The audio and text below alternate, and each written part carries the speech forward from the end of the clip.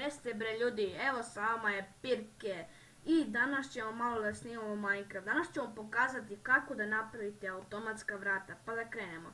Sve što vam je potrebno jeste kaldrma, baklja, crveni kamen, potisna ploča i ovaj lepljivi klip. Ok, da krenemo.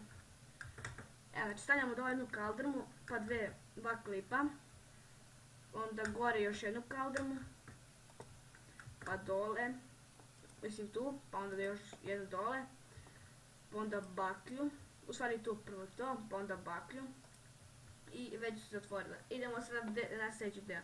Odvojite 3 kocki, na trećoj kocki stavljate ponovo kaldrmu, dva lepljiva klipa, izvinite, onda još jedan gore kaldrma, tu jedna kaldrma, znači ovdje i dole.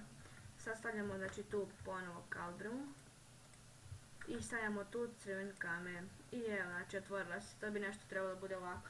Sad malo da ulepšamo, znači ulepšavajte kako hoćete, evo ja ću ovako, znači stavimo malo tu tako, da ne bude malo onako ružno, da, evo može ovako na primjer, ok, ovako je lepo.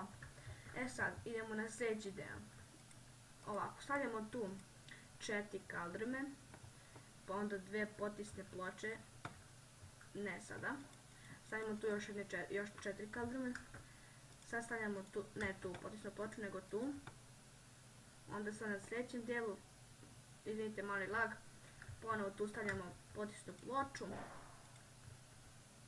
sada idemo na sljedeći deo, ponovo, sad nam je potreban crveni kamen, to ćete uraditi tako što stavite ovako crveni kamen, evo ovako, i na isto tako na ovom drugom delu. Ovako. Sad, idemo tako i na ovom delu, pa i na ovom vratu.